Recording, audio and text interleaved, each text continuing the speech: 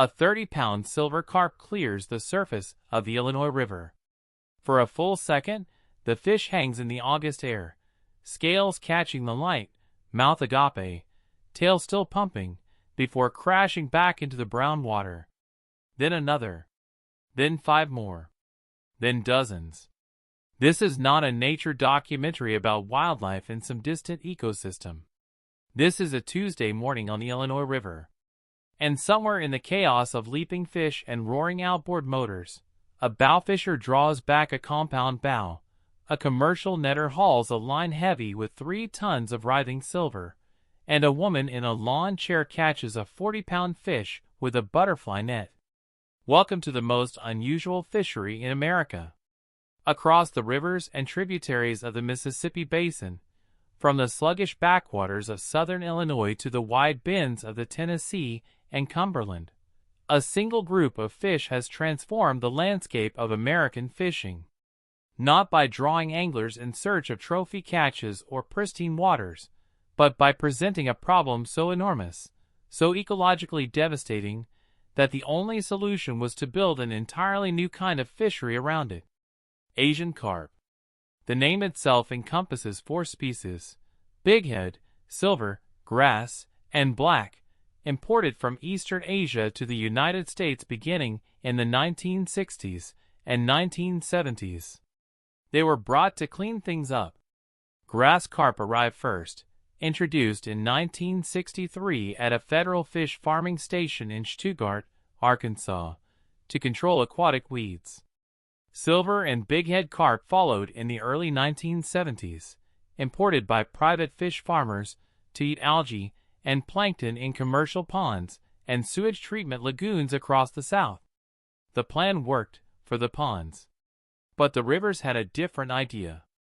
Through flooding, accidental releases, and deliberate stocking gone wrong, all 4 species found their way into the Mississippi River system. By the 1980s, bighead and silver carp were reproducing in open waters. By the mid-1990s, their population explosion was impossible to ignore. A flooding event in Illinois in 1994 revealed the scale of the problem in brutal terms.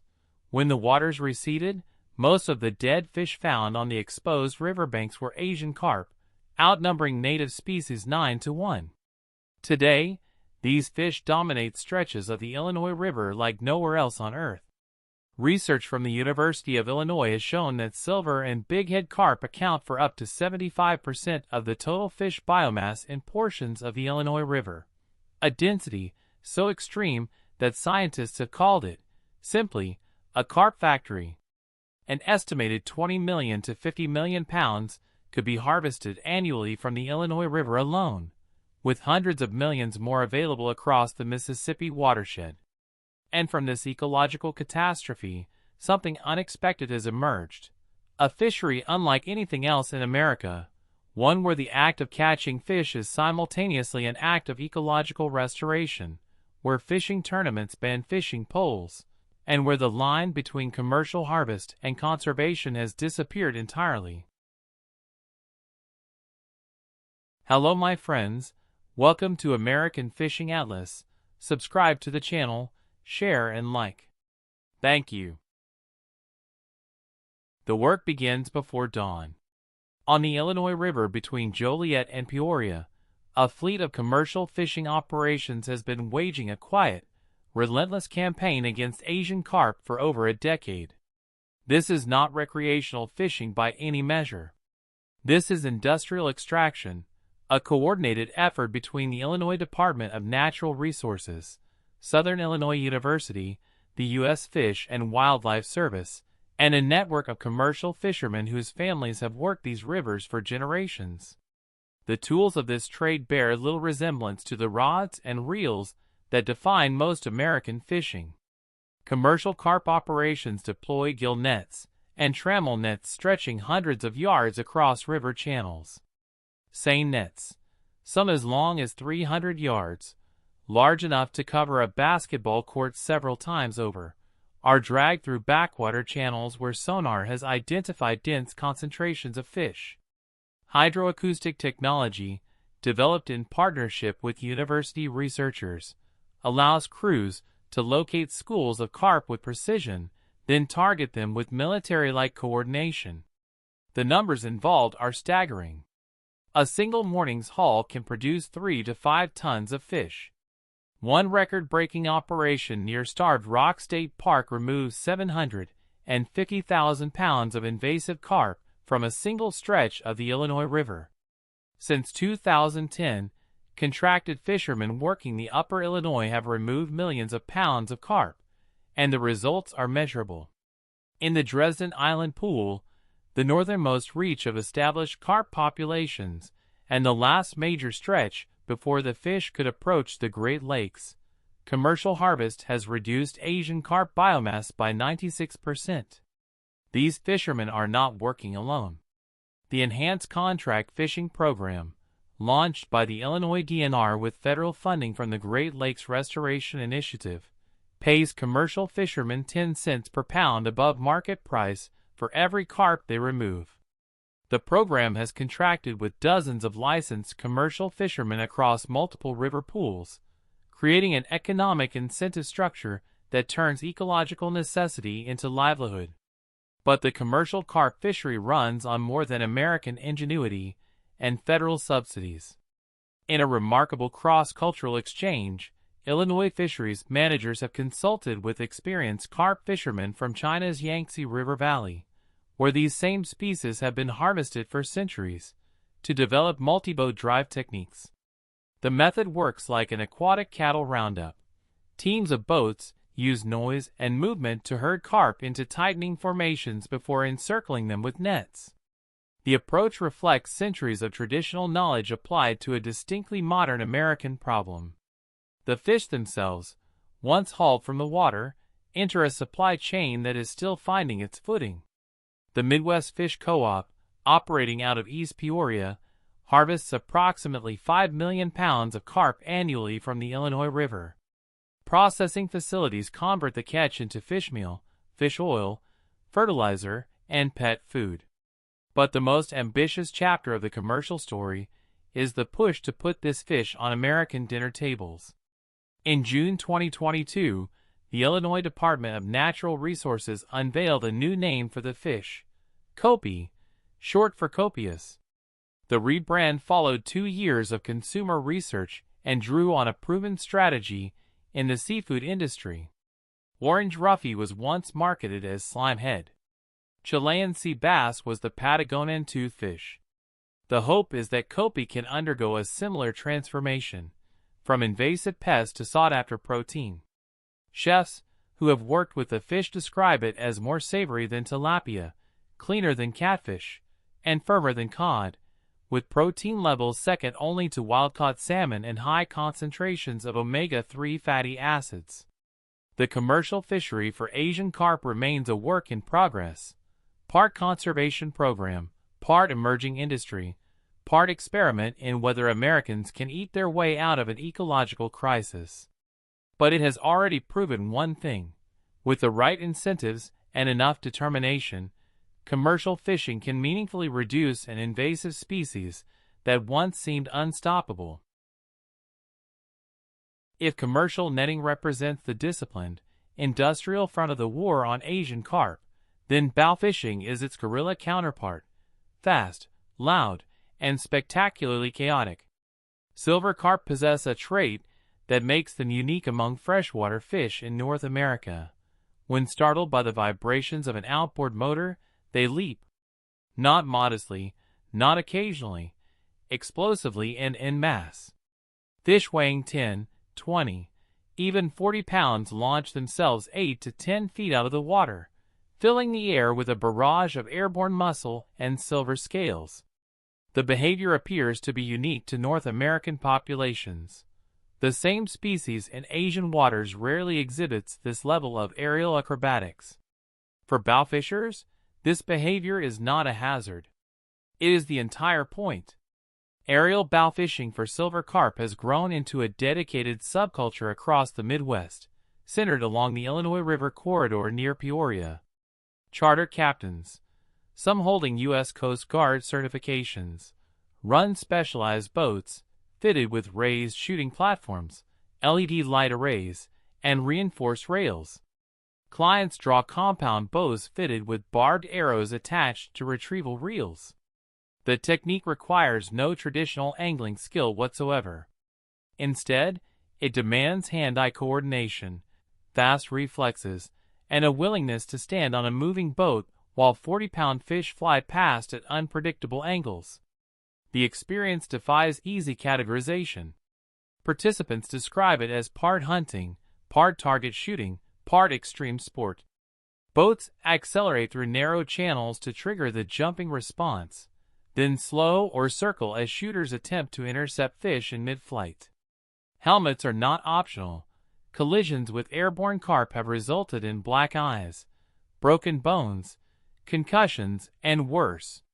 The Environmental Protection Agency has documented injuries ranging from cuts to back injuries among boaters who encountered jumping silver carp, even outside of intentional bow fishing. Bow fishing tournaments targeting Asian carp have proliferated across the carp belt. Events like Carp Madness on Kentucky Lake and Lake Barkley have drawn hundreds of boats and removed tens of thousands of pounds of fish in single weekends. A 2018 edition of Carp Madness saw 81 boats harvest 10 tons of carp. These are not fringe events. They represent a growing intersection of outdoor recreation, competitive sport, and citizen-driven conservation. But no event captures the sheer improbability of Asian carp fishing quite like the original redneck fishing tournament in Bath, Illinois. Bath. Population 279. A village in Mason County so small that the annual fishing tournament doubles its population several times over. The event was founded in 2005 by Betty DeFord, a local resident whose inspiration came from an outing on the Illinois River during which silver carp leaped into her John boat, striking her and her grandchildren in the face. Rather than retreat, DeFord organized what would become one of the most unusual fishing events in American history.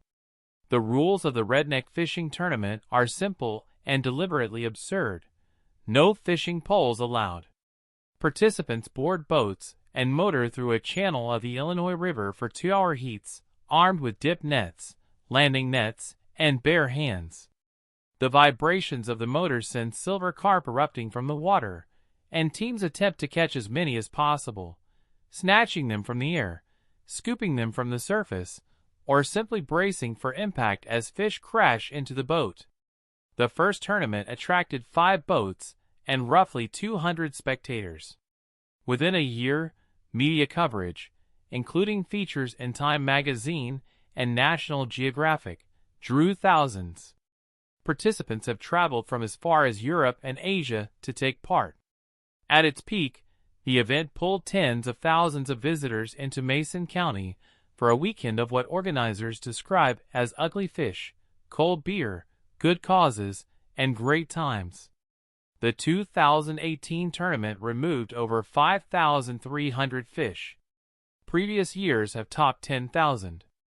All proceeds from the tournament benefit Illinois homeless veterans, a cause that DeFord, whose husband served in Vietnam, championed from the beginning. The event earned her induction into the Illinois Outdoor Hall of Fame, recognition that acknowledged what she had built, a community rally that turned an ecological nightmare into something that brought people together from around the world. The tournament's future has seen its share of turbulence, cancellations due to flooding, the COVID-19 pandemic, and organizational disputes have interrupted the annual tradition. But the event endures because it taps into something deeper than spectacle. It represents a distinctly American response to an impossible problem. When millions of invasive fish fill the river and no conventional solution works, build a festival around catching them by hand. Taken together, the bow fishing charters, the competitive tournaments, the redneck fishing tournament's beautiful chaos, these events represent something new in American fishing culture. They are fisheries born not from tradition or trophy pursuit, but from ecological crisis and creative adaptation. No one set out to build a recreational industry around invasive carp. It emerged because the fish were there, the problem was real, and people found ways to turn necessity into experience. The story of Asian carp fishing in America is ultimately a story about communities. Along the Illinois River corridor, from the industrial edges of Joliet south through the farm towns of the central Illinois Valley, the carp fishery has woven itself into the economic and social fabric of communities that have fished these waters for generations. Commercial fishermen in Illinois were already a declining breed before Asian carp arrived. The number of commercial fishing licenses sold in the state has dropped by more than 50% over the past 4 decades. Full-time commercial river fishermen were becoming, as one state biologist described them, a thing of the past. Asian carp changed that trajectory. The enhanced contract fishing program and the growing copy processing industry have created a new economic engine for river communities. Processing facilities, like Source Freshwater in East Peoria, employ local workers. The Midwest Fish Co-op connects commercial fishermen with markets. Charter bow fishing operations along the Peoria reach of the Illinois River draw paying clients from across the country. The Redneck Fishing Tournament fills every motel room and restaurant seat in Mason County for a weekend each August. The experience of fishing for Asian carp, regardless of method, is unlike anything else in American angling. There is no patience involved, no quiet contemplation of a float on still water. Commercial carp fishing is hard, physical, sometimes dangerous labor, hauling nets heavy with thousands of pounds of writhing fish in conditions that range from summer heat to winter cold. Bow fishing is an adrenaline-charged exercise in reaction time, where the quarry comes to the hunter rather than the other way around. And the Redneck Fishing Tournament is something that resists comparison entirely.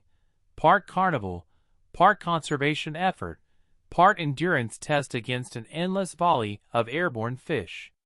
What unites every form of Asian carp fishing is a peculiar inversion of the traditional angler's relationship with the catch.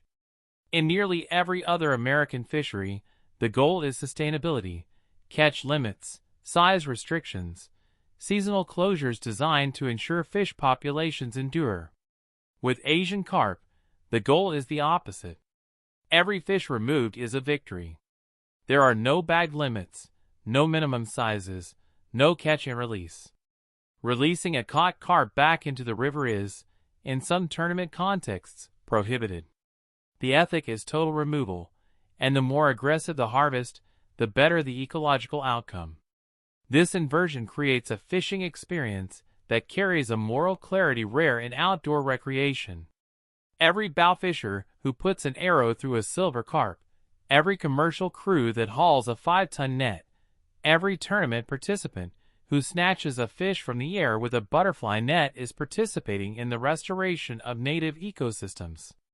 The gizzard shad, an essential forage fish for bass and crappie, has shown measurable recovery in stretches of the Illinois River where carp harvest has been heaviest. Zooplankton populations, devastated by decades of carp filter feeding, have begun to rebound. The river, slowly, is beginning to remember what it was before the invasion. 40 miles. That is the distance separating established populations of Asian carp from Lake Michigan, the threshold between a regional ecological disaster and a continental one. The Great Lakes hold 20% of the world's surface freshwater. They support a $5 billion commercial and recreational fishing industry and a $16 billion tourism economy. If silver and bighead carp establish breeding populations in Lake Michigan, models suggest they could spread to all 5 Great Lakes within 20 years, outcompeting native walleye, yellow perch, and lake whitefish, species that are economic and ecological pillars of the region. The last line of defense is the Brandon Road Interbasin Project, a $1.15 billion underwater fortress being constructed at the Brandon Road Lock and Dam on the Des Plaines River near Joliet, Illinois. Designed by the U.S. Army Corps of Engineers, the project will deploy layered deterrents, electric barriers, acoustic blasts, an air bubble curtain, and a specially designed flushing lock to create a gauntlet that carp cannot pass. The first construction contract was awarded in late 2024, and land acquisition for the project was completed in May 2025. The project represents the culmination of more than 2 decades of escalating response, from the first demonstration electric barrier completed near Romeoville in 2002, through the expansion to multiple barrier systems in 2009 and 2011, to this final, comprehensive fortification. It is, by any measure, one of the most expensive and complex fisheries management projects in American history. But barriers alone cannot solve the problem downstream. The future of Asian carp management depends on scaling the commercial fishery into a sustainable industry, one that can harvest tens of millions of pounds annually while creating economic value for the communities that do the work. The Fishery brand is one piece of that puzzle. Processing infrastructure is another. Market development, convincing American consumers to embrace a fish that is genuinely nutritious, sustainably sourced, and available in quantities that dwarf most commercial fisheries, is the long game. The bow fishing and tournament culture will continue to grow as long as the fish remain abundant, and they will remain abundant for a long time. Even aggressive harvest cannot eliminate carp from the Mississippi Basin. The goal is management, not eradication, reducing populations to levels where native ecosystems can recover and coexist. In that effort, every method matters, from the 300-yard seine nets of commercial operations to the compound bows of weekend bow fishers to the butterfly nets of the redneck fishing tournament. The Illinois River at dawn. Fog lifts from the surface in slow curls. Somewhere downstream, a commercial crew prepares their nets for another haul. Somewhere upstream, a bow fishing captain checks the charge on the LED arrays. And in the tiny village of Bath, where the river bends and the carp have always jumped, someone is already thinking about next August. No one chose this fishery. It was born from a mistake made half a century ago in the ponds of Arkansas, with the best of intentions. But what has grown from that mistake is something that could only have happened in America, a fishery built on defiance, creativity, and the stubborn refusal to accept an ecological disaster as permanent. The fish still leap. The nets still haul. The arrows still fly. And the river, one haul, one arrow, one butterfly net at a time, slowly begins to heal.